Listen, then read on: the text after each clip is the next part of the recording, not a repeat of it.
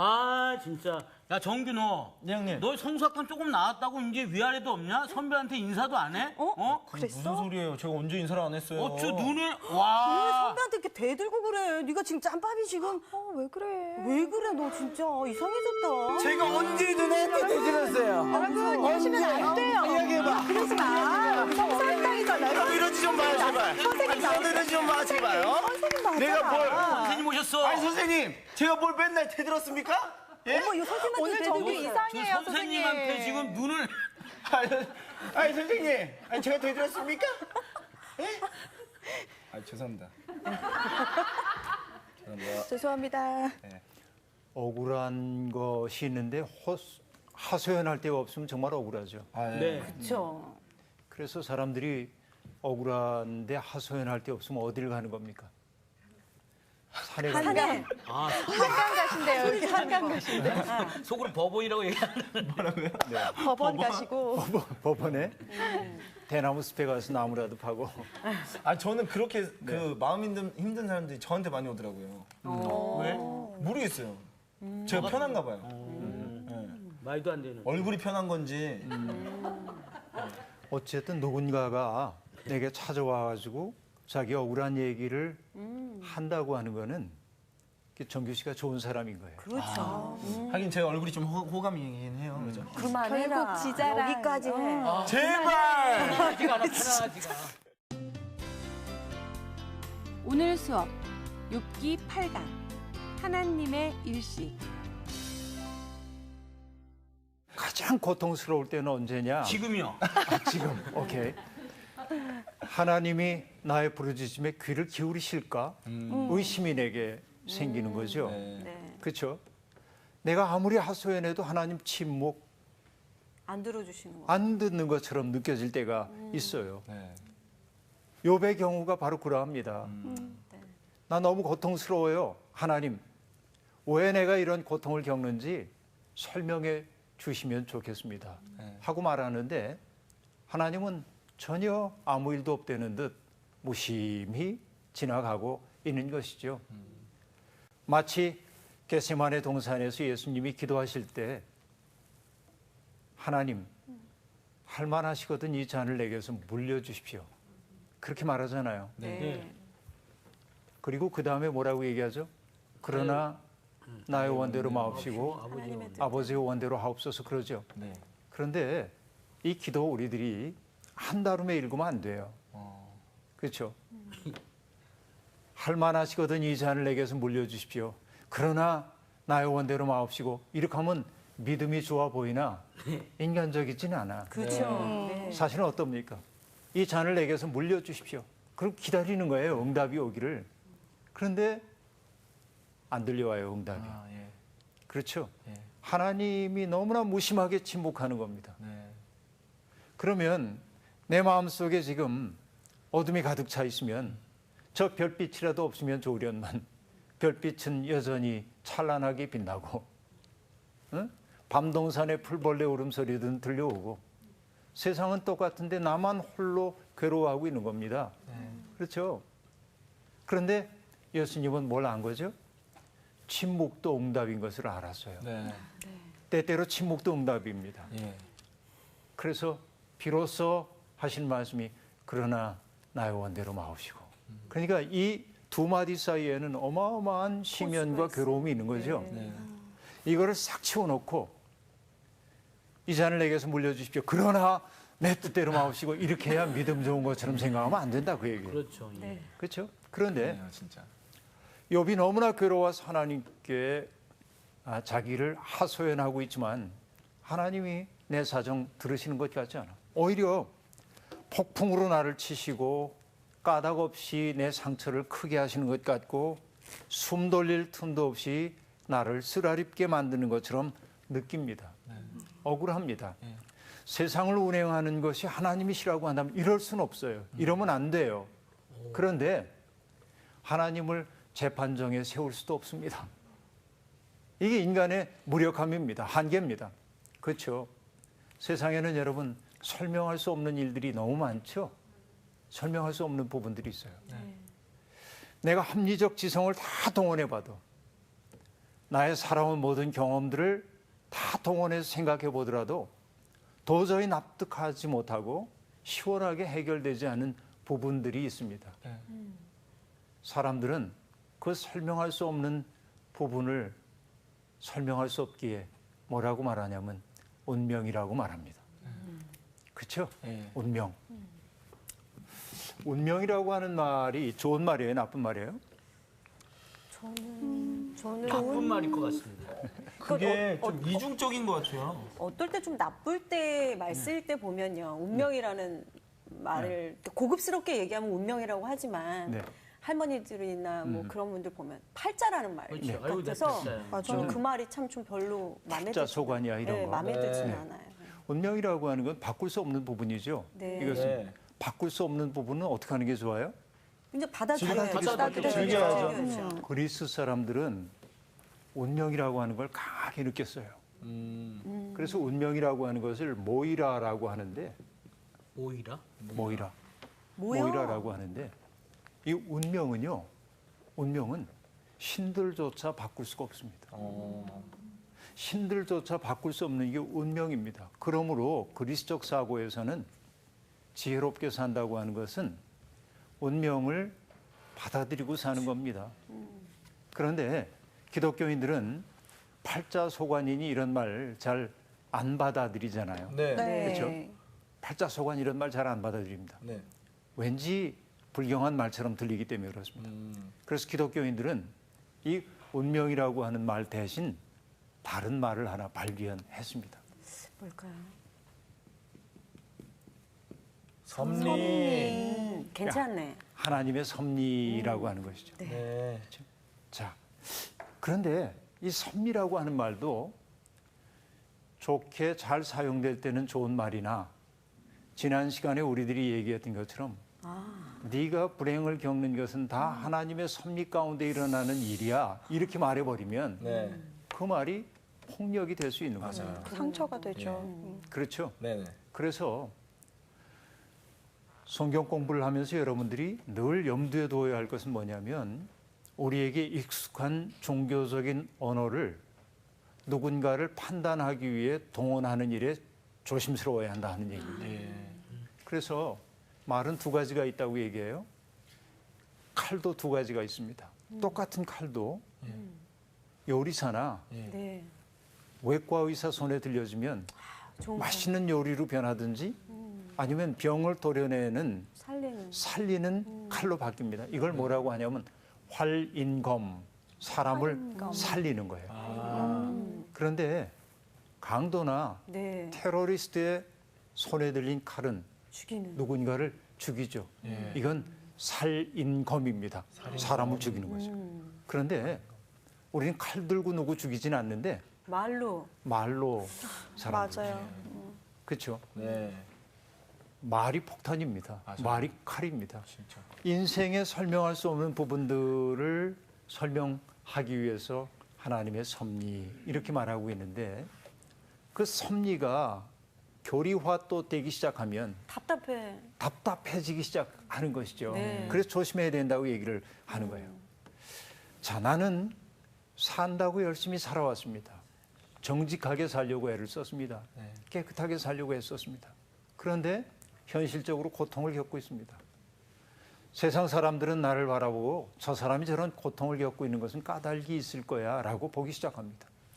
그러면 나의 옳음을 입증할 수 있다고 한다면 참 좋으련만 입증할 수 있는 길도 완전히 막혀버린 겁니다. 이것이 욥의 상황입니다. 욥기 9장 21절 우리 미란 씨가 읽어주실래요? 네. 네. 나는 온전하다마는 내가 나를 돌아보지 아니하고 내 생명을 천히 여기는구나. 네.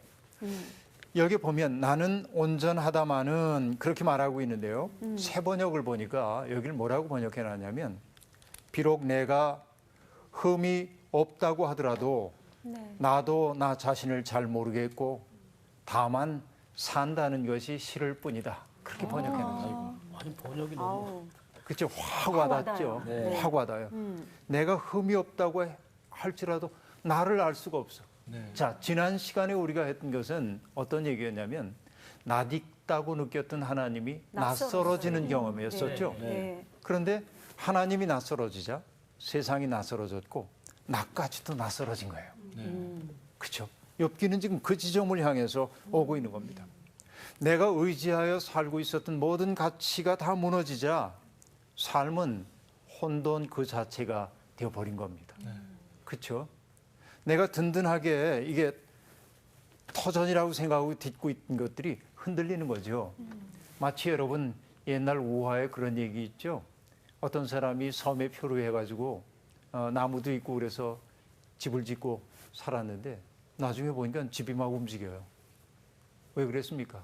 섬인 줄 알았던 그게 큰 고래였더라는 거지. 옛날 얘기죠. 네네. 근데 이게 지금 뭘 얘기하는 겁니까? 내가 확실하게 든든하다고 생각했던 것들이 때때로 움직이는 거예요. 네. 그렇죠? 그래서 우리가 확실하다고 생각했던 세계가 무너져서 내 삶이 휘청거리기 시작할 때 이 경험을 어느 신학자는 어떤 경험이라고 얘기했냐면 흔들리는 터전의 경험이라고 얘기합니다. 터전이 흔들린 거예요. 네. 자, 내가 안다고 생각했던 하나님이 낯설어지고 그러자 세상도 낯설어지고 나 자신도 낯설어지고 그럼 어떻게 해야 돼? 막 어찌할 바를 모를 것 같아요. 그렇죠? 근데 진짜 살기 싫어질 것 같아요. 살기 이런 말 하면 싫어지죠. 안 좀 되지만 내 편이 네. 없는 것 같은. 진짜. 내 편이 없는 것 같고 네. 도무지 이 세상에서 뭐냐 끈 떨어진 연 같은 거예요. 내가 어찌할 수가 없는 거예요. 이게 지금 욥의 세계라고 얘기할 수 있습니다. 그동안 욥이 깨끗하게 살려고 했고 지난 시간에 얘기한 대로 인간이 가장 하나님의 형상으로서의 인간다울 때가 언제라고 했죠? 자기를 초월할 때라고 얘기했어요. 욥은 그렇게 살아왔어요.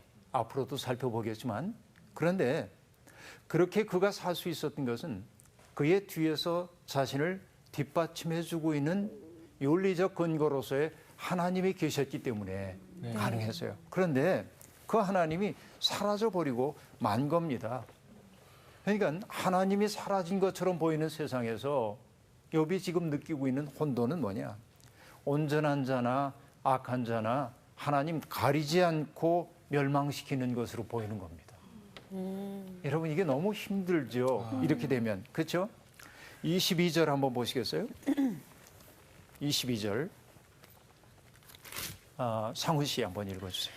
일이 다 같은 것이라. 그러므로 나는 말하기를 하나님이 온전한 자나 악한 자나 멸망시킨다 하나니. 네, 일이 다 같다 이렇게 말합니다. 세상사가 차별이 없어진 겁니다. 여러분 이게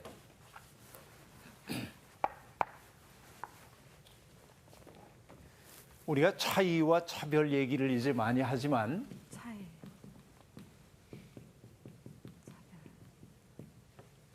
차이와 차별 얘기하죠. 그러니까 왜 차별해 그러지 왜 차이해 그러지는 않죠. 네. 우리가 이제 흔히 하는 얘기입니다. 그런데 여러분 세상의 모든 것들은 차이가 있어요. 차이가 인정되어야 합니다. 세상에서 가장 큰 폭력 가운데 하나는 서로 다른 것을 동화시키려고 하는 것들입니다. 너는 왜 나처럼 생각하지 않는 거야? 그거 많아. 진짜 많아. 그런 경우 참 많잖아요. 네네. 네. 그 차이를 동화시키려고 하는 것은 폭력입니다. 이질적인 것들을 똑같게 만드는 것은 폭력입니다. 예. 인정해야 되는데. 인정해야 되죠, 차이를. 네. 그러나 여러분 차별은 참 안 좋은 안 거죠. 좋은 거예요. 차별은 안 좋은 겁니다. 그러나 세상은 뭔가 세상의 질서라고 하는 것은 뭐를 통하여 구성이 되냐면 세상이 질서 있게 되기 위해서는 어떤 차이가 있어야 합니다. 차별이든 차이든 차이가 있어야 됩니다. 어떤 차이가 있어야 할까요? 빛이 있고 어둠이 있고 예를 들어서 네. 선이 있고 악이 있고 그렇죠. 우리가 어떤 것은 선이라고 여기고 어떤 것은 악이라고 여겨서 선을 지향하잖아요. 우리가 네. 선하게 살아야 돼. 어떤 게 착한 거야. 이렇게. 그런데 선하게 살아야 하는 까닭은 이렇게 사는 것이 아름답고 이것이 하나님의 뜻에 합당하고 이렇게 사는 게 편안하기 때문에 그래야 합니다. 그런데 선하게 살았는데도 편치가 않아. 전혀 편치가 않고 세상이 혼돈 속에 있는 겁니다. 자, 이래서 이런 차이가, 이런 그 나눔이 사라져버리고 말았어요. 네. 그러면 빛과 어둠이 혼재하고 선과 악이 막 뒤엉켜 있는 겁니다. 이런 상황을 뭐라고 얘기하죠? 혼돈. 카오스. 오. 그죠? 혼돈입니다. 혼돈. 지금 욥이 처해 있는 것은 혼돈입니다. 여러분, 창세기에 나오는 창조 이야기를 보면 네. 하나님이 어떻게 하시냐면요. 빛이 있으라 해서 빛을 만드셨고요. 네. 이것이 뭐냐면 인간이 살게 될 시간의 창조라고 본다면 시간의 질서는 나중에 해와 달과 별을 만들어서 만들지만 하나님이 근본적 빛을 만드시거든요. 그러고 나서 하신 일이 지상에 있는 물들을 물속에 공창이라고 하는 걸 탁 집어넣어서 들어 올립니다. 이렇게. 그렇죠? 그래서 공창 위의 물과 공창 아래의 물들이 나뉘어져요. 그러니까 이 물은 혼돈의 물이었는데 하나님이 공창을 집어넣어가지고 질서 있게 만들므로 모든 생명이 살아갈 수 있는 공간을 창조하신 겁니다. 네. 그렇죠? 나뉘어졌어요. 그런데 노아 시절에 하나님이 홍수로 네. 세상을 뒤엎어. 멸망시켰잖아요. 네. 살아있는 것들을. 근데 성경을 자세히 보면 뭐라고 말하냐면 하늘의 창들이 열리고 네. 하나님이 혼돈의 물을 가뒀잖아요, 위에. 네. 근데 하늘의 창이 열렸고 땅의 기품의 샘들이 터져 나왔답니다. 그래서 어떻게 됐어요? 위의 물과 아래 물이 합쳐졌어요. 이건 어떤 얘기였죠? 원래의 혼돈으로 돌아간 겁니다. 혼돈 죽음의 세력이죠. 그렇죠. 나눴던 것들이 네. 합쳐진 거, 이게 혼돈이에요. 네. 그런데 욥은 어떤 세계 속에 살았냐면 나뉘어진 세계 속에 살았어요. 그랬죠. 그런데 욥이 지금 경험하는 것은 뭐냐면 혼돈됐어. 혼돈의 세계 속으로 지금 떨어진 겁니다. 그래서 그가 하는 얘기가 하나님이 나의 부르짖음에 귀를 기울이실까? 그 사실 자체가 의심스럽기 시작하는 겁니다. 그렇죠? 이렇게 됐어요. 그래서 욥이 느끼고 있는 가장 큰 고통이 있는데 뭐냐? 혼돈의 세상에 오니까 결국 어떤 세상에 왔냐? 정규 씨 24절입니다. 한번 읽어보시죠. 세상이 악인의 손에 넘어갔고 재판관의 얼굴도 가려졌나니 그렇게 되게 한 이가 그가 아니시면 누구냐. 아, 이제 원망. 오. 너무 비관적이고 네. 절망적이고 그렇죠? 이런 상황, 이전까지 나한테 분명하다고 생각했던 거, 또 하나님의 그 선하심을 내가 확신하고 있었던 것들이 다 무너지고 세상이 악인의 손에 넘어간 것처럼 보이고 재판관의 얼굴도 가려졌습니다. 이때 말하는 재판관도 하나님이시겠죠. 네. 여러분, 이것을 여러분 뭐라고 얘기할 수 있을까요? 악인의 손에 넘어가고 재판관의 얼굴도 가려졌고 하나님이 지금 사라져 버렸어, 세상에. 욥의 세계에서. 그렇죠? 이 경우를 뭐라고 하는지 아세요? 혼돈. 유아독. 혼돈이죠. 하나님의 일식. 하나님의 일식. 하나님의 시. 아, 표현이 되게 멋있다. 시적이야. 이게 내 표현이 아니고 아, 그런가요? 마틴 부보라고 하는 유대인 철학자가 쓴 책의 이름입니다. 마틴 부부. 신의 일식. 알지. 어떻게 돼요?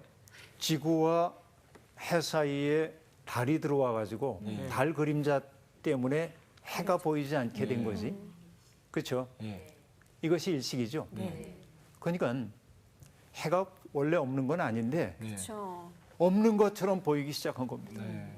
욥이 기가 막힌 고통 속에서 갑자기 하나님이 없는 것처럼 느껴진 거예요. 혼돈 속에 빠졌습니다. 충분히 느낄 수 있죠, 지금. 이런 거입니다, 지금. 그러자 어떠냐면 시간이 공포스럽게 느껴지기 시작합니다. 시간이요. 내게 주어져 있는 어떤 삶이라고 하는 게 행복하고 기쁘고 이렇게 살아야 될 텐데 하나님이 사라지자 내 삶 속에서 하나님이라고 하는 그 지존하신 분이 사라지게 되자 내게 주어져 있는 시간은 공포스럽게 다가오기 시작하는 거예요. 그렇죠? 하나님이 지금 눈에 보이지 않고 하나님의 일식이 찾아오게 되자 내 앞에 주어져 있는 모든 시간들이 무의미성 속에 갇히게 된 겁니다. 무의미성, 이게 참 문제입니다. 네. 그래서 난 이렇게 얘기합니다. 사람은 밥을 먹고 살기도 하지만 의미를 먹고 산다. 의미를 먹고 살아요. 그런데 이 의미라고 하는 것은 결국 어떨 때 발생하냐면 보람이 있을 때 의미가 발생해요. 맞아요. 예. 그렇죠? 예. 그러니까 우리가 흔히 이런 이야기를 합니다. 연세가 70이 넘으신 할머니에게 15kg짜리 혹은 10kg짜리 쌀부대를 들고 2km를 이동하라고 한다면 아이고 죽겠다 그러고 내려놓고 네. 그렇죠? 왜 내가 이 일을 해야 하는지 몰라요. 그런데 손자가 찾아와서 이놈이 10kg쯤 되는데 네. 할머니는 얘를 돌보면서도 허리는 아픈데 얼굴에는 웃음이 그렇죠? 왜? 사랑하고 예. 기뻐하기 때문에 그렇습니다. 그래서 어떤 일이 내게 보람이 있다고 느낄 때 그 일이 보람이 있을 때 의미를 가져요. 근데 보람은 어떤 때 발생할까요? 여러분, 보람이라고 하는 것은 내가 어떤 사람에게 의미 있는 존재가 될 때입니다. 그렇죠. 네. 그렇죠. 그때 보람이 우리에게 찾아오는 것이죠. 사람이 보람을 느끼고 생에 의미 있다고 느낄 때는 내가 누군가에게 필요한 존재가 되는데 있는 겁니다. 그렇죠. 필요한 존재. 내가 그래서 그러네요. 그 네. 어머님들이요. 예. 나이 드신 그 어머님들이 그 자식들의 그 자녀들을 봐주잖아요. 네. 내가 이렇게라도 도움이 될 수 있는 어떤 나의 존재이기 때문에 난 지금 행복하다 하시는 분들도 또 계셔요. 그래서 어른들 잘 모시는 거는요. 네. 어른들 잘 모시는 거는 그냥 편히만 쉬세요. 이게 잘 모시는 건 아닙니다. 어른들도 필요한 존재가 되도록 우리가 배려를 많이 해야 합니다. 네. 제 처가 이런 걸 좀 잘했어요. 아, 그래요? 제 아내가 제 어머니 아버지는 다 돌아가셨습니다만 아내가 참 잘하는 게 자기도 잘 알고 늘 능숙하게 하는데도 어머님한테 가가지고 어머님 이건 어떻게 하는 게 좋아요? 이렇게 여쭤보는 거예요. 현명하시다. 그래요. 그리고 그렇게 하는 거예요. 어떻게 보면 지혜로운 거이죠. 사람은 누군가에게 자기가 필요한 사람이 될 때 보람을 느껴요. 네. 삶의 의미를 구성하게 돼요. 네. 그러니까 여러분, 내 삶이 의미 있게 되기 위해서는 내가 누군가에게 필요한 사람이 돼야 하고 이런 걸 여러분, 디에트리 보네포 목사님은 그리스도인을 가리켜서 뭐라고 얘기합니까? 타자를 위한 존재라고 그러죠. 어? 타자를 위한 존재. 타자. 타인. 이 타자라고 하는 말이 조금 번역어가 저는 별로 좋다고 생각 안 해요. 상대를 우리에게는 위한 타가 존재. 없어요. 그리스도 안에서는. 네. 네. 그래서 이웃이라고 옮겨놓는 게 더 좋을 것 같아요. 네네. 어쨌든 이웃을 위한. 인간이 무의미를 극복할 수 있는 길은 타자를 위한 존재가 되는 것인데 지금 요백에는 이 세계가 완전히 무너져 버리고 만 겁니다. 네. 그렇죠? 네. 자기의 삶을 의미 있게 구성할 수 있는 어떤 기회도 그에게 부여되어 있지 않는 거이죠. 그래서 얘기한 것이 아까 읽었던 24절에 세상이 악인의 손에 넘어갔고 재판관의 얼굴도 가려졌나니 그렇게 되게 하니가 그가 아니시면 누구랴 그러면서 내가 이제는 내 삶이 얼마나 남았는지 알 수도 없고 그래서 내가 복을 누릴 수 있을는지 내 삶을 다시 한번 힘있게 구성할 수 있을는지 그것도 알 수가 없다고 그는 그렇게 이야기하고 있습니다. 그렇죠? 시간의 공포입니다. 시간의 공포. 시간이 기대에 찬 시간이어야 하는데 그렇죠? 시간이 공포스럽게 여겨지기 시작합니다. 우리가 흔히 시간을 얘기할 때 어떻게 얘기하죠? 과거, 현재, 미래 그렇게 얘기합니다. 근데 시간을 그릴 때 우리가 과거, 현재, 미래 이렇게 그리죠. 네. 그러나 시간은 사실은 이렇게 오거든요. 여러분, 과거는 여러분 우리들이 너무도 고통스러운 기억들 같은 거 있잖아요. 그래서 과거와 화해하기 위해서는 나의 과거, 부끄러웠던 과거를 하나님 앞에 온전히 내놓는 일이 필요합니다. 이것이 뭐냐? 믿음입니다. 믿음으로 과거는 새로워져요. 믿음으로. 그렇죠? 내 죄를 다 담당해 주시고 내 죄를 용서하시고 받아들여 주시는 거죠. 그렇죠? 그 받아들여 주시는 하나님의 사랑 앞에 나를 전폭적으로 맡기게 될 때 난 해방되는 거예요. 과거로부터. 그렇죠? 그런데 미래라고 하는 건 아직 오지 않은 시간입니다. 오지 않았기에 그건 뭐예요? 소망입니다. 그렇죠? 소망을 가질 때 우리의 미래가 활기차지는 겁니다. 현재라고 하는 것은 어떻게 되죠? 어떻게 살아야 합니까? 현재를 가장 충만하게 사는 방식은 사랑에서 하는 것입니다. 이렇게 믿음, 소망, 사랑이. 네. 자, 사랑이라고 하는 것은 아까도 얘기한 것처럼 뭐였어요? 누군가에게 필요한 존재가 돼요. 자기 바깥으로 나갈 줄 아는 능력입니다. 이렇게 살게 될 때 인생이 힘 있는 인생이 되는 것이죠. 믿음, 소망, 사랑이라는 게 괜히 있는 거 아니죠. 내가 이 세상의 시간을 의미 있게 살기 위해서 이런 것들이 필요하다고 볼 수 있어요. 그런데 욥이 지금 하고 있는 얘기는 뭐냐면 자, 과거에 나의 믿음의 근거였던 하나님이 지금 무너졌어요. 그렇죠? 현재도 자기에게는 고통밖에 없어요. 사랑해야 할 대상들도 다 사라져버리고 마는 것처럼 보여집니다. 소망도 없어. 그러니 하나님이 소망의 근거였는데 하나님조차 지금 일식 안 보여. 소망이 없어요. 여러분 이게 절대적 고독이죠. 네. 이런 상황, 욥이 처해 있는 상황은 이런 상황이라고 볼 수 있겠습니다. 여러분 단테 신곡을 보면 지옥편에 이런 대목이 시작됩니다. 지옥에 딱 들어갈 때 네. 어떤 말이 쓰여 있어요? 지옥문에. 뜨거우니까 조심하세요. 그건 언니 목욕탕. 불가마 조심. 이놈들 왔냐? 뭐 이런 거. 이놈들 왔냐? 뭐라고 써 있냐면 여기 들어오는 자 모든 희망을 버릴지어다. 이렇게 써 있어요. 야, 무섭다, 무서워. 여기 들어오는 자 모든 희망을 버리래. 희망을. 그렇죠? 희망 없다고 하는 것이 지옥입니다. 어떻게 보면. 그렇죠. 네. 근데 지금 욥이 경험하고 있는 건 뭐예요? 희망이 없어요. 바로 희망 없음입니다. 절대적 희망 없음입니다. 이런 고통입니다. 세상에 이런 고통을 겪는 사람이 있어요. 우리 주변에도. 욥뿐만 아니라. 그렇잖아요. 기가 막힌 상황입니다. 아이가 굶주려 죽어가고 있는데 어미로서 할 수 있는 일이 아무것도 없어. 이때 느끼는 것이 욥의 고통 아니겠어요? 그렇죠. 네. 자기에게 주어져 있는 그 시간이 정말 고통밖에 없는 거죠. 이것이 지금 욥이 처해 있는 상황이라고 볼 수 있습니다. 욥은 이렇게 느껴요. 내가 스스로를 깨끗하게 한다 할지라도 하나님이 마치 자기를 시궁창에 처박으시는 것처럼 느껴져. 그렇게 친밀했던 하나님이 너무나 낯선 존재로 바뀌어버린 이 현실 속에서 욥은 하나님과 나 사이에 중재자가 있으면 좋겠다. 하나님이 나를 이렇게 거칠게 대하시는데 그러니 하나님이 중재자가 되셔서 내 앞에 계셨으면 좋겠다 하고 느낍니다. 이것이 9장 33절이거든요. 우리 사이에 손을 얹을 판결자도 없구나 하고 얘기를 하고 있습니다. 너무 절절하게 느껴져요. 하나님에 대해서 재판이라도 좀 걸고 싶은 겁니다.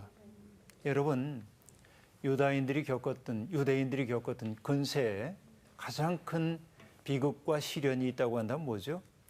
나치의 수용소에서 수백만 명이 죽은 거죠. 그렇죠. 여러 군데 수용소 있는데요. 저도 나치가 만들었던 수용소를 일부러 여러 군데를 찾아가 본 적이 있습니다. 다카우라고 하는 수용소, 얼마 전에 메르켈 총리가 거기 가서 묵념을 했던 곳이기도 한데요. 부켄발트라고 하는 곳도 있고요. 또 다른 곳도 있고 여러 군데를 다녀봤습니다. 그곳에서 죽음 앞에 서 있는 사람들이 어떤 생각을 했을까 생각을 해보는 거죠. 굉장히 숙연해지는 장소였습니다. 어떤 장소가 주고 있는 숙연함이 있거든요. 그런데 유다인들은요, 그 멸절 수용소에서 하나님에 대한 재판을 열었습니다. 이렇게 인간이 무고하게 죽임을 당하고 있는데 왜 신은 침묵하는가? 그래서 배심원들을 놓고 변호사와 검사를 놓고 자기들끼리 밤중에 재판을 했습니다. 하나님에 대한 재판을 했습니다. 네. 그리고 마지막 결론이 하나님 유죄. 하나님 여기 책임이 있어. 유죄 선고했어요. 그리고 그 재판 끝난 다음에 그들은 함께 두 손을 모으고 저녁 기도를 올렸습니다. 이게 인간입니다. 엘리 비젤이라고 하는 분의 신에 대한 송사라고 하는 책에 나오는 내용입니다. 네. 그렇죠? 이게 실화예요. 실제로 있었던 일입니다. 하나님을 재판 자리에 세운 겁니다. 이게 고통 속에 있는 인간이라고 볼 수 있어요. 그렇죠? 소망조차 부질없어진 이런 상황 속에 있는 겁니다. 그러면 여러분 어떻게 해야 돼요? 이때 어떤 사람들은 이렇게 얘기합니다. 하나님, 그럼에도 불구하고 제가 당신을 사랑합니다. 이렇게 말했으면 참 좋겠는데. 그게 안 돼요. 이게 욥기 1, 2장에 나오는 욥의 모습이잖아요. 네, 맞아요. 네. 주신 분도 하나님, 걷어가신 분도 하나님. 그렇죠? 이렇게 얘기했죠. 그런데 10장의 욥은 다릅니다. 하나님께 대드는 겁니다. 왜 나를 이렇게 무정하게 대하십니까? 그 이유를 좀 알려주십시오. 하나님의 세계 경영이 너무도 부당하게 느껴집니다. 요즘식으로 얘기하면 하나님 그렇게 해서 무슨 이득이라도 보셨습니까? 네. 욥이 던지고 있는 질문입니다. 주님도 시간 속에서 덧없이 표류하는 인간처럼 변덕스러우신 겁니까? 욥이 이렇게 질문합니다. 여러분, 이 얘기 경건한 사람들이 들으면 열받는 얘기일 수 있습니다. 그러나 전부터도 계속 얘기했던 것처럼 이렇게 하나님한테 얘기할 수 있는 사람만 하나님하고 친해질 수 있어요. 네. 조금 속이 시원해요. 그래도. 속이 시원하죠? 네. 그리고 욥의 심정이 충분히 이해가 네. 돼요. 충분히 이해가 네. 되죠. 여러분들도 이제 욥기의 세계에 깊이 이제 점점 네. 들어가고 있는 것을 느낄 수 있습니다. 자, 욥은 쉽게 하나님 내 잘못입니다. 벌어지만 또 못한 이 죄인을 용서해 주십시오. 이렇게 안 해요. 지금. 네. 당신께서 나를 창조하셨는데 왜 이렇게도 무정하게 대하실 수 있습니까? 진흙을 빚듯 나를 빚으셨지 않습니까? 살과 가죽 그리고 뼈를 통해서 나를 인간으로 빚어 놓으시더니 그리고 당신의 숨을 내 속에 불어넣어서 사람이 되게 하시더니 이런 피조물을 해칠 생각만 품고 계십니까? 하나님. 왜 이렇게 세졌어요? 그러니까요. 예. 굉장하죠? 네. 여러분 이게 욥기의 힘이에요. 그러니까 여러분 고통을 겪고 있는 사람들이 은혜스러운 소리만 하면 벗어날 수가 없습니다. 네. 맨날 그렇죠. 이게 인간입니다. 주여 맨날 이러면 해결이 안 될 때가 있어요. 때때로 하나님 앞에 욥처럼 정직하게 난 이해할 수 없어요. 하나님. 나를 빚어놓으시고 숨을 내 속에 불어넣으시더니 내게 이러실 까닭이 무엇이 있습니까? 이렇게 욥이 정직하게 얘기를 하고 있습니다. 인간적이다. 죄를 지으면 가차없이 심판하시고 내가 올바르게 산다 해도 믿어주시지 않는 하나님. 그 하나님이 욥에게는 어떻게 느껴지냐면 무정한 분. 하나님이 무정한 거야. 자, 앞에서는 하나님이 일식한 것처럼 느꼈어요. 네. 없어진 것처럼. 그러나 욥은 압니다. 일식이라고 하는 게 해가 없어진 건 아니잖아요. 네. 잠시 안 보였죠. 그래서 욥이 다시 한번 생각하고 나서 하나님께 묻는 거. 욥, 하나님 너무 무정하지 않으셨습니까?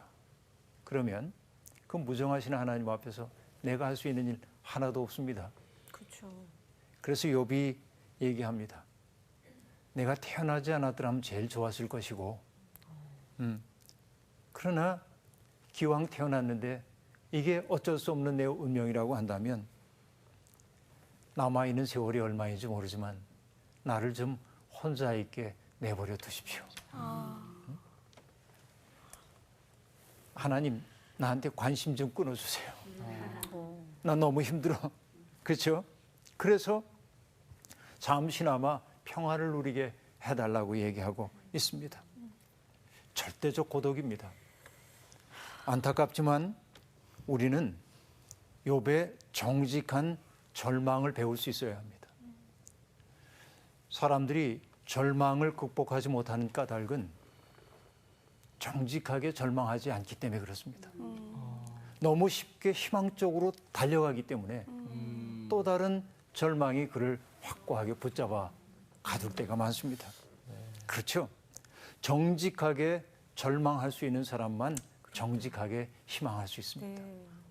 하나님을 향해서 원망의 말을 할 수 있는 사람만 하나님을 향해서 찬양의 말도 진실되게 할 수 있습니다. 그렇죠? 이게 참 중요한 거예요. 근데 우리는 절망조차도 깊이 안 가, 바닥까지 안 갑니다. 그렇죠? 빨리 어떻게든 해결을 보고 싶어 합니다. 내면 속에 어둠을 남겨두고도 아닌 척. 이게 사람의 버릇이고요. 특별히 신앙을 가지고 있다고 하는 사람들의 그릇된 버릇이기도 합니다. 하나님 앞에 정직해야 합니다. 그렇죠? 그래서 희망이라고 하는 것은 어디에서 옮터 나오느냐? 절망 속에서 나옵니다. 희망은. 물론 희망이라고 하는 것은 절망 속에 나온다고 얘기했지만 절망을 절망으로 끝까지 견뎌낸 사람에게 위로부터 유입되는 것이기도 합니다. 여러분 도종환이라고 하는 시인이 계세요.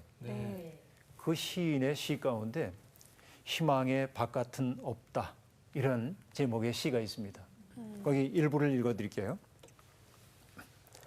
희망의 바깥은 없다. 새로운 것은 언제나 낡은 것들 속에서 싹 튼다. 얼고 시들어서 흙빛이 된 겨울 이파리 속에서 쓴박이 새 잎은 자란다.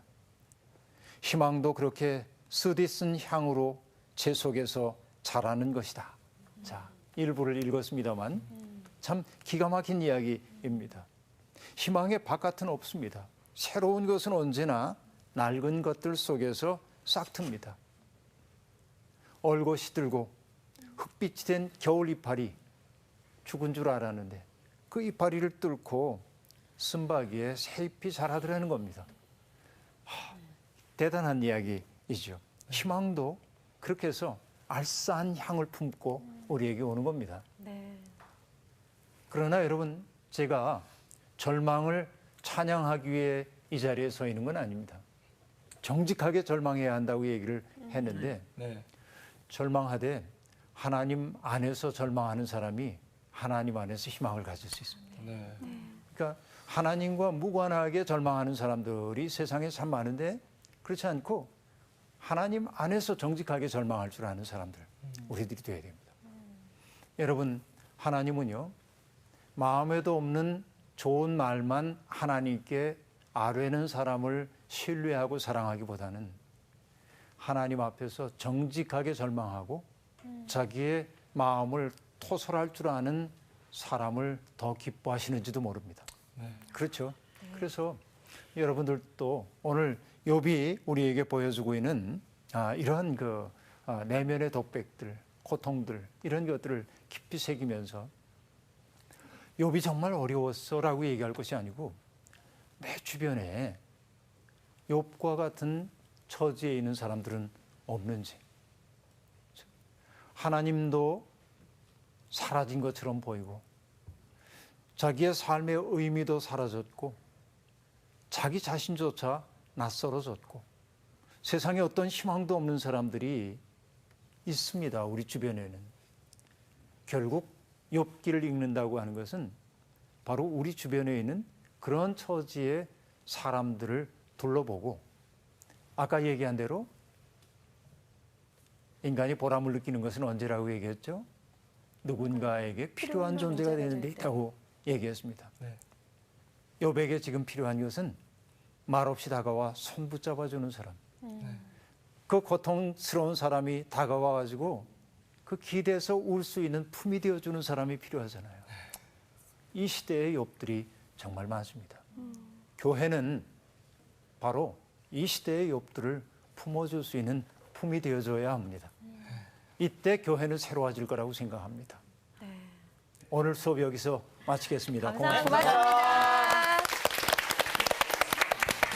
본인의 이런 그 감정들을 다 끄집어내고 있는 것 같아요. 사실 욥은 성경에 쓰여 있지만 우리도 성경에 실릴 수 있어요. 똑같은 인간이거든.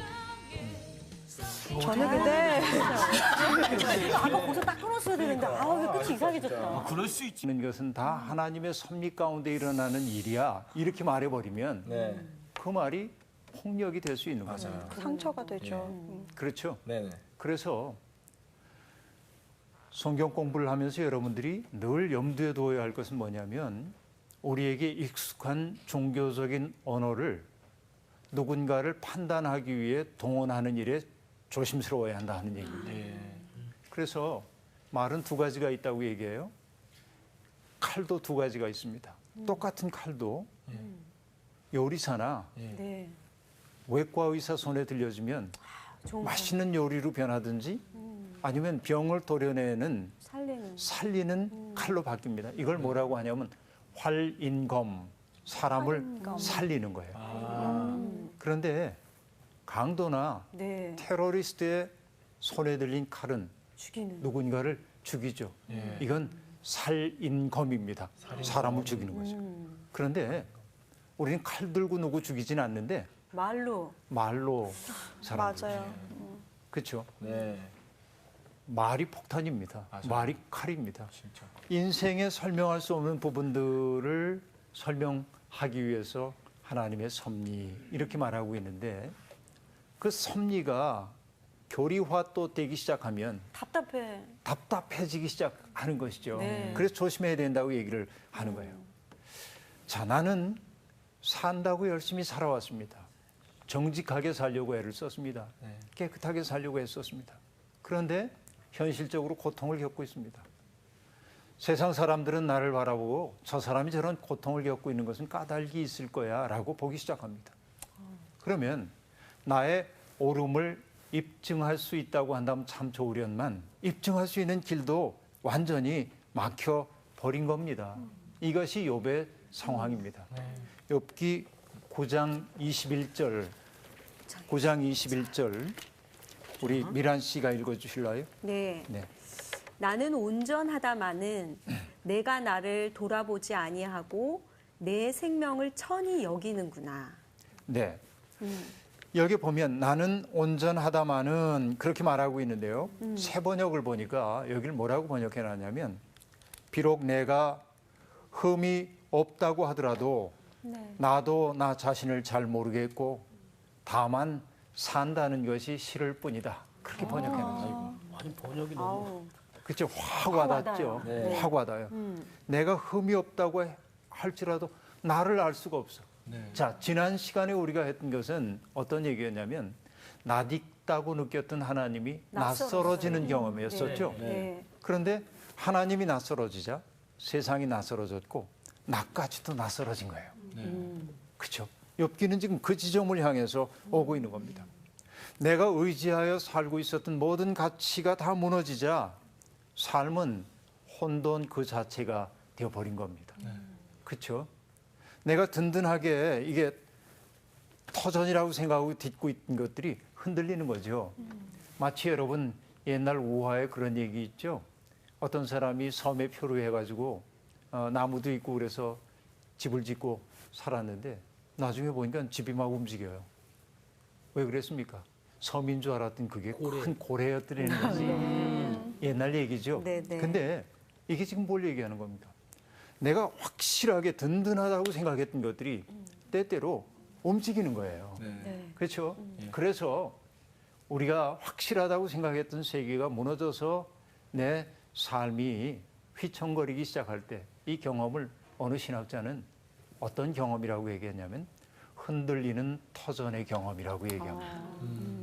터전이 흔들린 거예요. 네.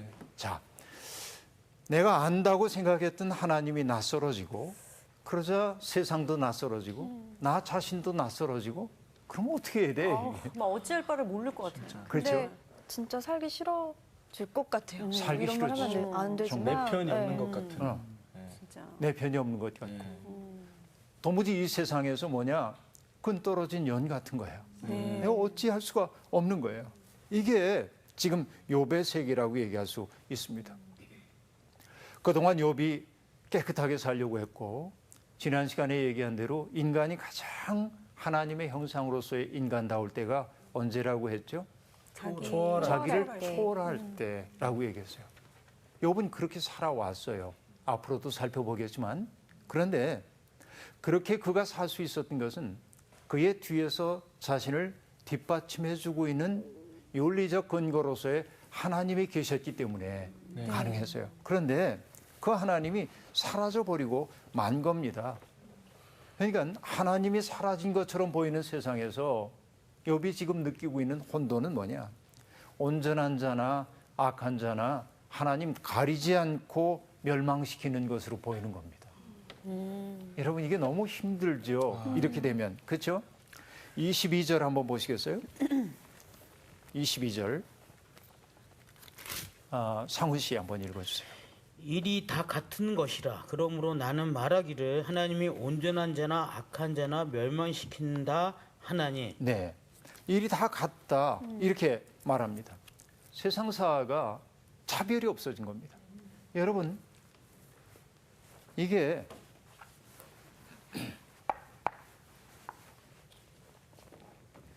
우리가 차이와 차별 얘기를 이제 많이 하지만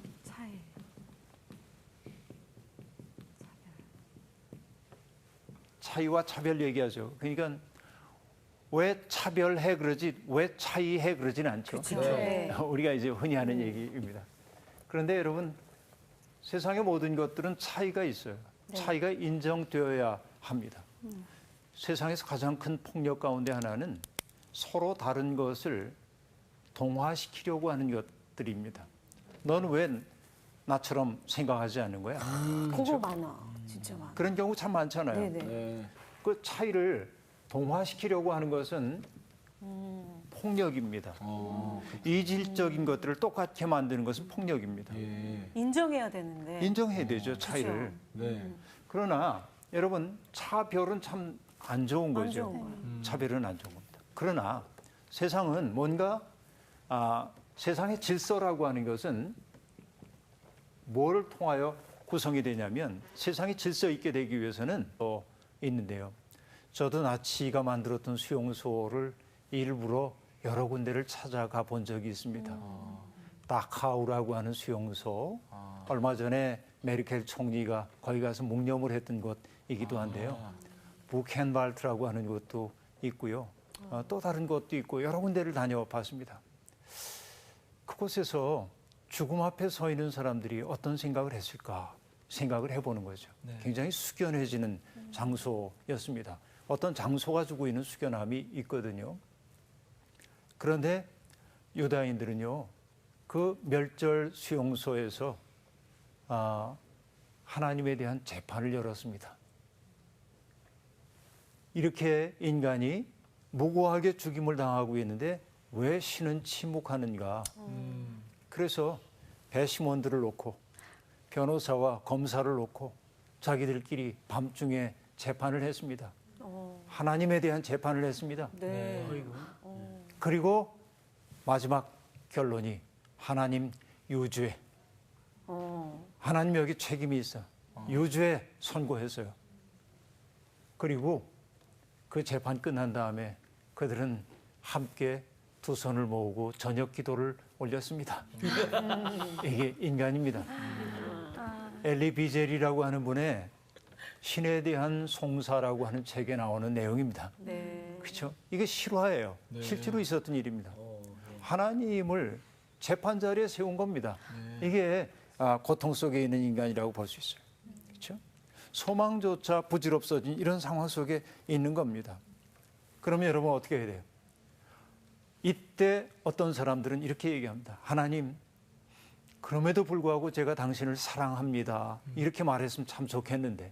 이게 안 돼요. 이게 욥기 1, 2장에 나오는 욥의 모습이잖아요. 네, 맞아요. 주신 분도 하나님, 걷어가신 분도 하나님.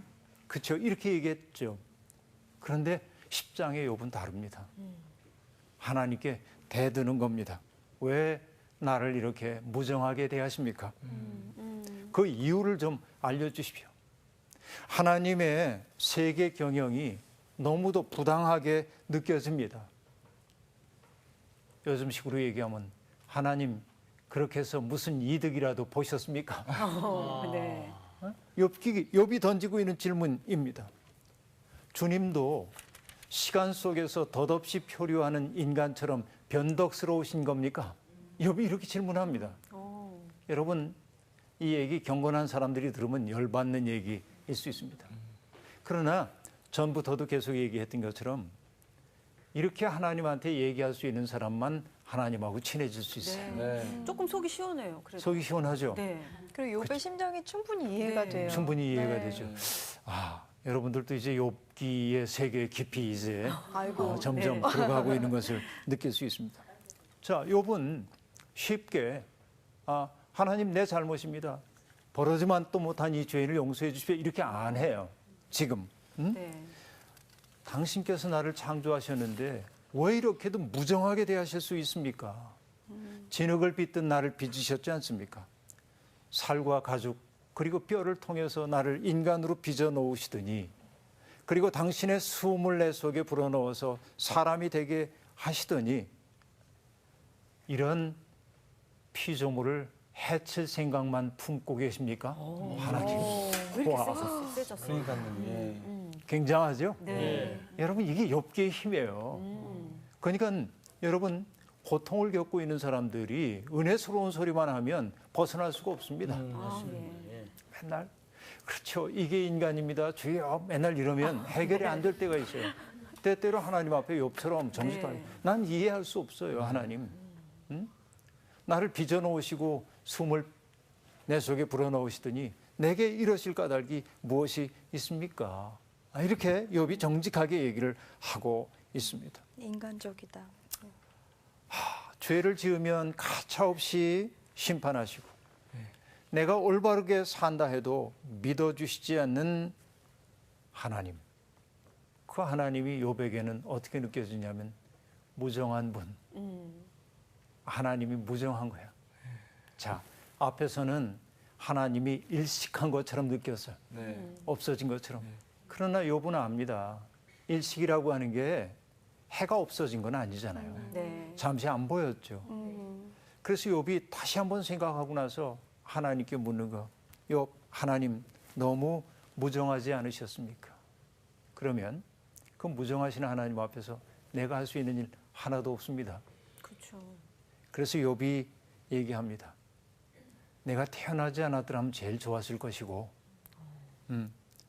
그러나 기왕 태어났는데 이게 어쩔 수 없는 내 운명이라고 한다면 남아있는 세월이 얼마인지 모르지만 나를 좀 혼자 있게 내버려 두십시오.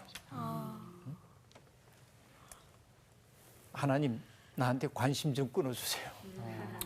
나 너무 힘들어. 그렇죠? 그래서 잠시나마 평화를 누리게 해달라고 얘기하고 있습니다. 절대적 고독입니다. 안타깝지만 우리는 욥의 정직한 절망을 배울 수 있어야 합니다. 사람들이 절망을 극복하지 못하는 까닭은 정직하게 절망하지 않기 때문에 그렇습니다. 너무 쉽게 희망적으로 달려가기 때문에 또 다른 절망이 그를 확고하게 붙잡아 가둘 때가 많습니다. 그렇죠? 정직하게 절망할 수 있는 사람만 정직하게 희망할 수 있습니다. 하나님을 향해서 원망의 말을 할 수 있는 사람만 하나님을 향해서 찬양의 말도 진실되게 할 수 있습니다. 그렇죠? 이게 참 중요한 거예요. 근데 우리는 절망조차도 깊이 안 가, 바닥까지 안 갑니다. 그렇죠? 빨리 어떻게든 해결을 보고 싶어 합니다. 내면 속에 어둠을 남겨두고도 아닌 척. 아닌 척. 이게 사람의 버릇이고요. 특별히 신앙을 가지고 있다고 하는 사람들의 그릇된 버릇이기도 합니다. 하나님 앞에 정직해야 합니다. 그렇죠? 그래서 희망이라고 하는 것은 어디에서 옮터 나오느냐? 절망 속에서 나옵니다. 어떤 차이가 있어야 합니다. 차별이든 차이든 차이가 있어야 됩니다. 어떤 차이가 있어야 할까요? 빛이 있고 어둠이 있고, 예를 들어서 네. 선이 있고 악이 있고, 그렇죠. 우리가 어떤 것은 선이라고 여기고 어떤 것은 악이라고 여겨서 선을 지향하잖아요. 우리가 네. 선하게 살아야 돼. 어떤 게 착한 거야. 이렇게. 그런데 선하게 살아야 하는 까닭은 이렇게 사는 것이 아름답고 이것이 하나님의 뜻에 합당하고 이렇게 사는 게 편안하기 때문에 그래야 합니다. 그런데 선하게 살았는데도 편치가 않아. 전혀 편치가 않고 세상이 혼돈 속에 있는 겁니다. 자, 이래서 이런 차이가, 이런 그 나눔이 사라져버리고 말았어요. 네. 그러면 빛과 어둠이 혼재하고 선과 악이 막 뒤엉켜 있는 겁니다. 이런 상황을 뭐라고 얘기하죠? 혼돈. 카오스. 오. 그죠? 혼돈입니다. 혼돈. 지금 욥이 처해 있는 것은 혼돈입니다. 여러분 창세기에 나오는 창조 이야기를 보면 네. 하나님이 어떻게 하시냐면요. 빛이 있으라 해서 빛을 만드셨고요. 네. 이것이 뭐냐면 인간이 살게 될 시간의 창조라고 본다면 시간의 질서는 나중에 해와 달과 별을 만들어서 만들지만 하나님이 근본적 빛을 만드시거든요. 그러고 나서 하신 일이 지상에 있는 물들을 물속에 공창이라고 하는 걸 딱 집어넣어서 들어 올립니다. 이렇게. 그렇죠? 그래서 공창 위의 물과 공창 아래의 물들이 나뉘어져요.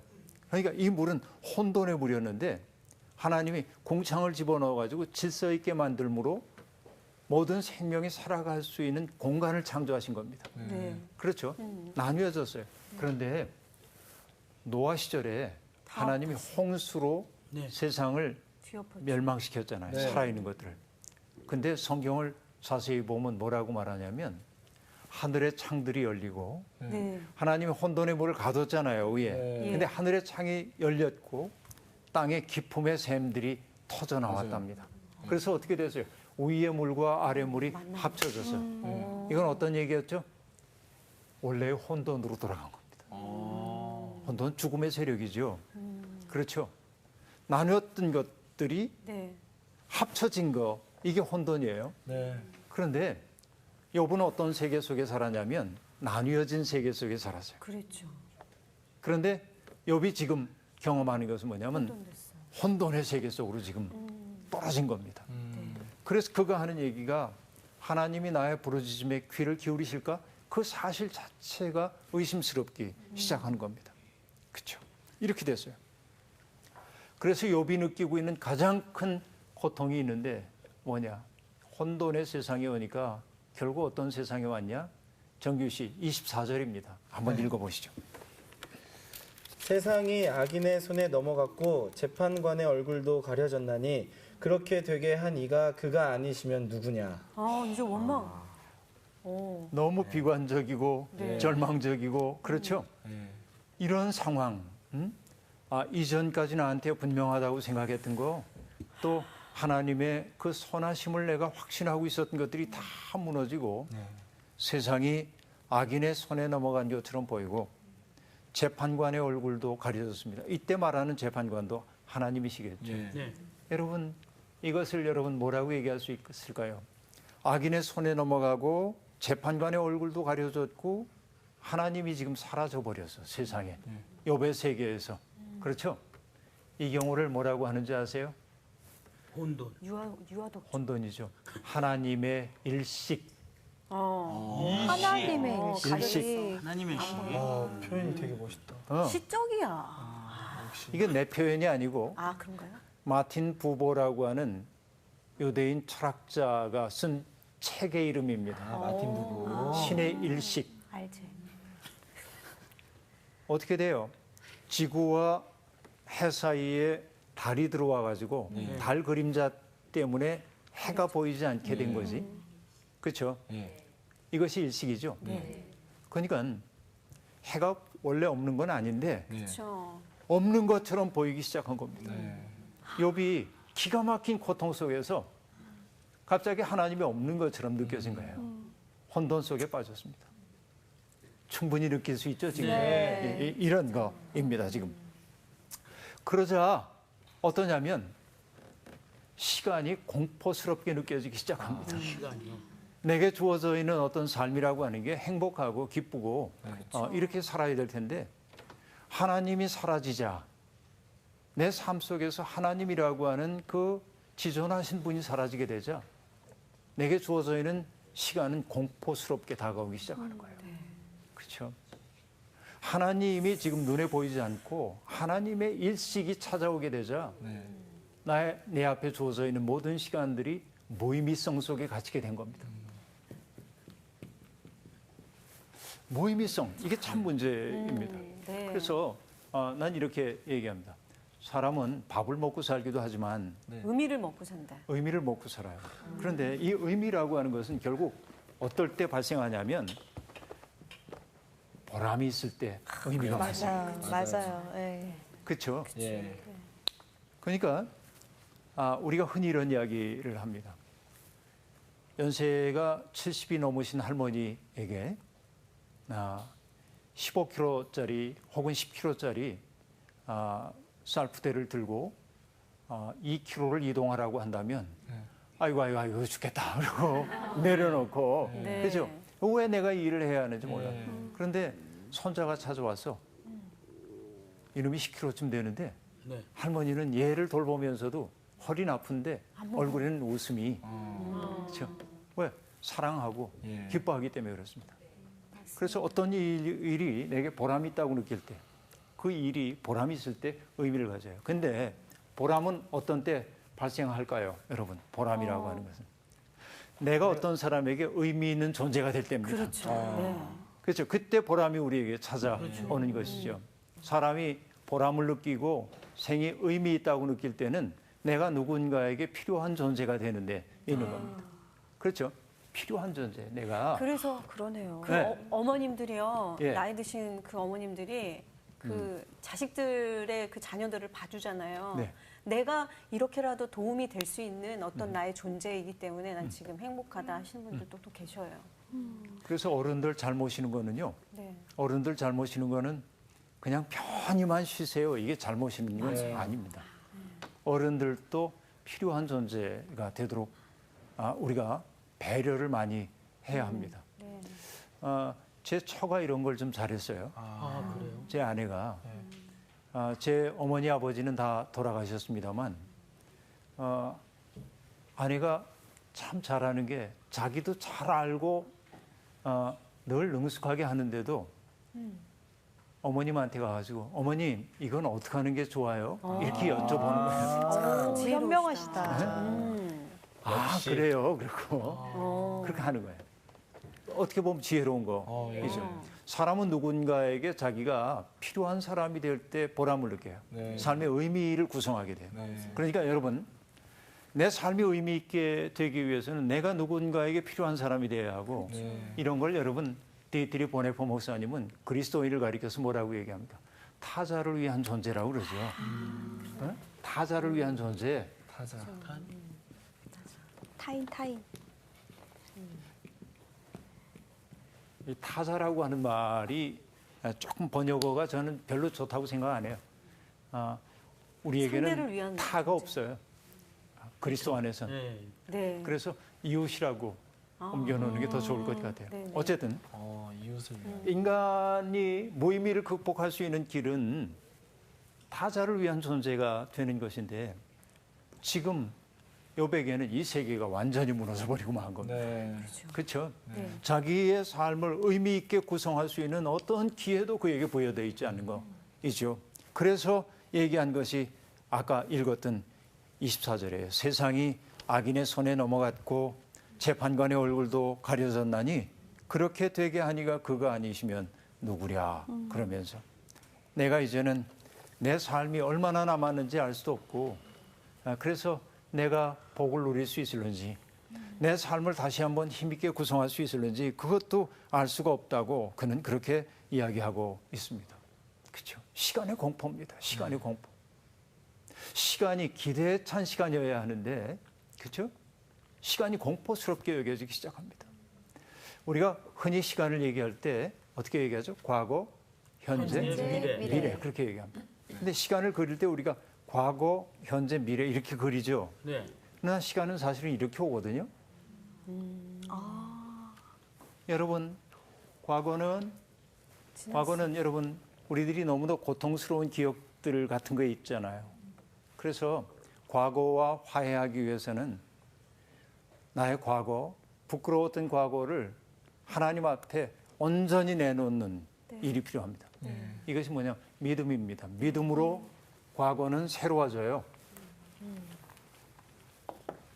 믿음으로. 그렇죠?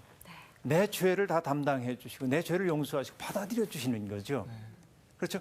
그 받아들여 주시는 하나님의 사랑 앞에 나를 전폭적으로 맡기게 될 때 난 해방되는 거예요. 과거로부터. 그렇죠? 그런데 미래라고 하는 건 아직 오지 않은 시간입니다. 오지 않았기에 그건 뭐예요? 소망입니다. 그렇죠? 소망을 가질 때 우리의 미래가 활기차지는 겁니다. 현재라고 하는 것은 어떻게 되죠? 어떻게 살아야 합니까? 현재를 가장 충만하게 사는 방식은 사랑해서 하는 거죠. 이렇게 믿음 소망 사랑이에요. 네. 자, 사랑이라고 하는 것은 아까도 얘기한 것처럼 뭐였어요? 누군가에게 필요한 존재가 돼요. 자기 바깥으로 나갈 줄 아는 능력입니다. 이렇게 살게 될 때 인생이 힘 있는 인생이 되는 것이죠. 믿음, 소망, 사랑이라는 게 괜히 있는 거 아니죠. 내가 이 세상의 시간을 의미 있게 살기 위해서 이런 것들이 필요하다고 볼 수 있어요. 그런데 욥이 지금 하고 있는 얘기는 뭐냐면 자, 과거에 나의 믿음의 근거였던 하나님이 지금 무너졌어요. 그렇죠? 현재도 자기에게는 고통밖에 없어요. 사랑해야 할 대상들도 다 사라져버리고 마는 것처럼 보여집니다.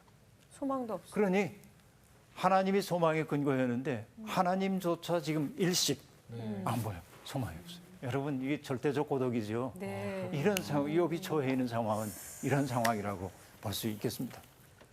여러분 단테 신곡을 보면 지옥편에 이런 대목이 시작됩니다. 지옥에 딱 들어갈 때 어떤 말이 쓰여 있어요? 지옥문에. 뜨거우니까 조심하세요. 그건 언니 목욕탕. 불가마 조심. 이놈들 왔냐? 뭐 이런 거. 이놈들 왔냐?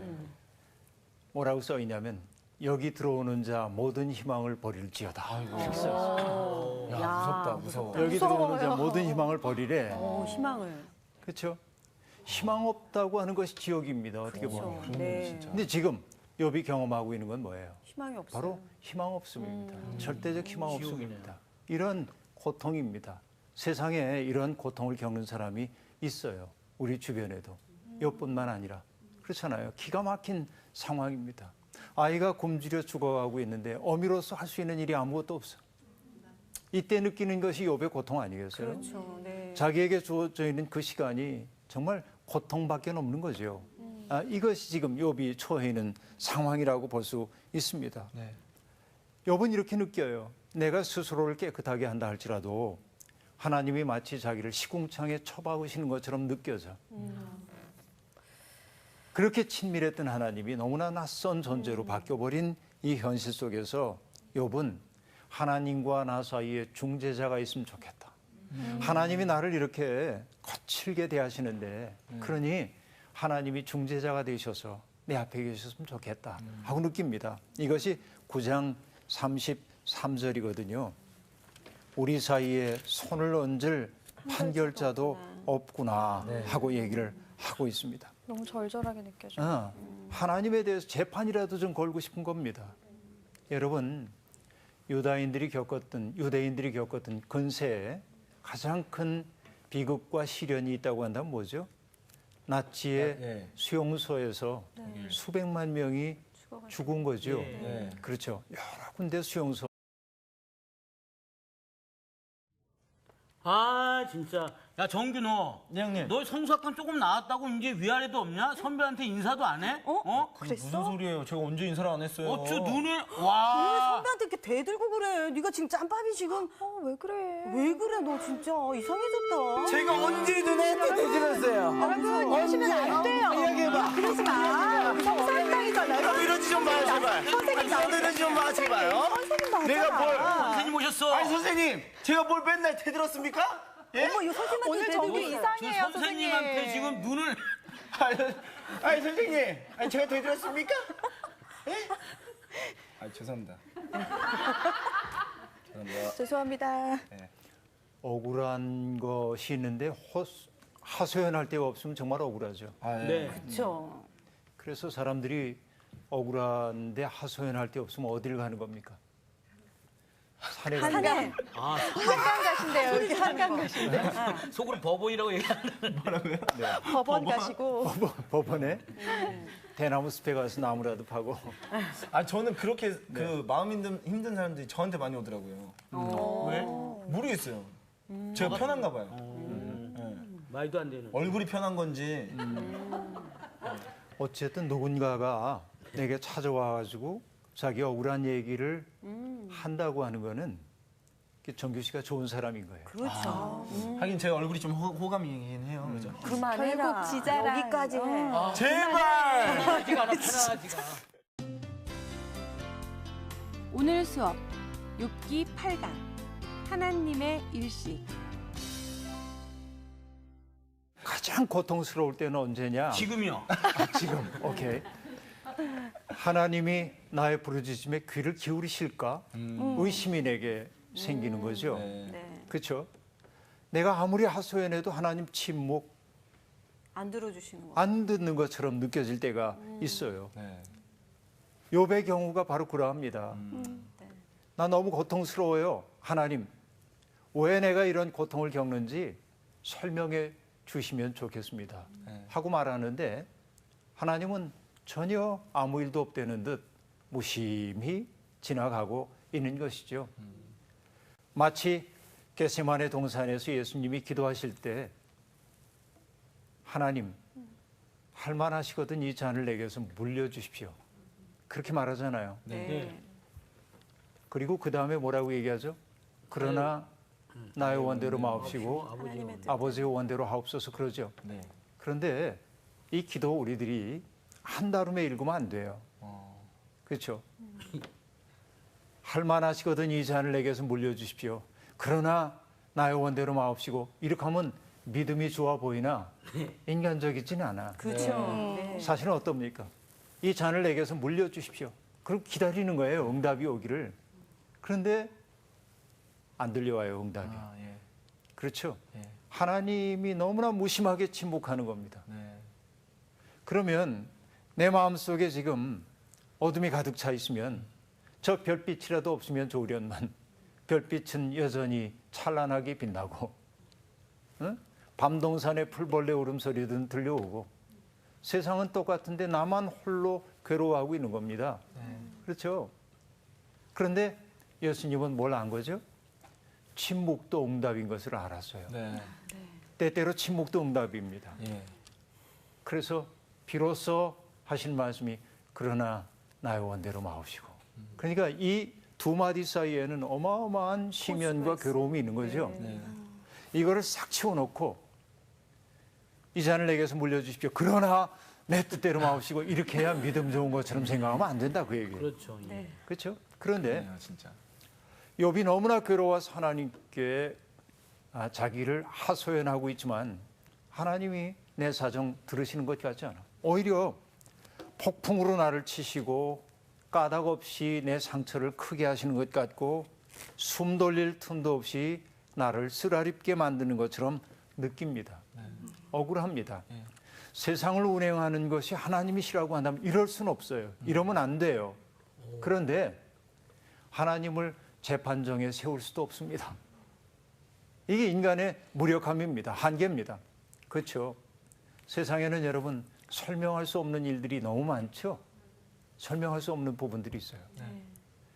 내가 합리적 지성을 다 동원해봐도 나의 살아온 모든 경험들을 다 동원해서 생각해 보더라도 도저히 납득하지 못하고 시원하게 해결되지 않은 부분들이 있습니다. 사람들은 그 설명할 수 없는 부분을 설명할 수 없기에 뭐라고 말하냐면 운명이라고 말합니다.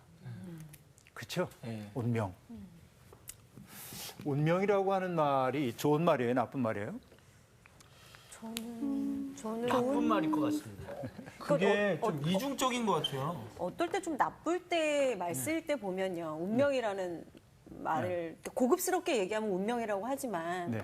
할머니들이나 뭐 그런 분들 보면 팔자라는 말 그렇죠. 아이고, 내 같아서 팔자야. 저는 그 말이 참 좀 별로 마음에 팔자 소관이야, 이런 네, 거. 마음에 들지는 네. 않아요. 운명이라고 하는 건 바꿀 수 없는 부분이죠. 네. 이것은 네. 바꿀 수 없는 부분은 어떻게 하는 게 좋아요? 이제 받아들여야죠. 즐겨야죠. 그리스 사람들은 운명이라고 하는 걸 강하게 느꼈어요. 그래서 운명이라고 하는 것을 모이라라고 하는데 오이라? 모이라라고 하는데 이 운명은요. 운명은 신들조차 바꿀 수가 없습니다. 신들조차 바꿀 수 없는 게 운명입니다. 그러므로 그리스적 사고에서는 지혜롭게 산다고 하는 것은 운명을 받아들이고 사는 겁니다. 그런데 기독교인들은 팔자소관이니 이런 말 잘 안 받아들이잖아요. 네. 그렇죠? 팔자소관 이런 말 잘 안 받아들입니다. 네. 왠지 불경한 말처럼 들리기 때문에 그렇습니다. 그래서 기독교인들은 이 운명이라고 하는 말 대신 다른 말을 하나 발견했습니다. 뭘까요? 섭리. 괜찮네. 하나님의 섭리라고 하는 것이죠. 네. 자, 그런데 이 섭리라고 하는 말도 좋게 잘 사용될 때는 좋은 말이나 지난 시간에 우리들이 얘기했던 것처럼 네가 불행을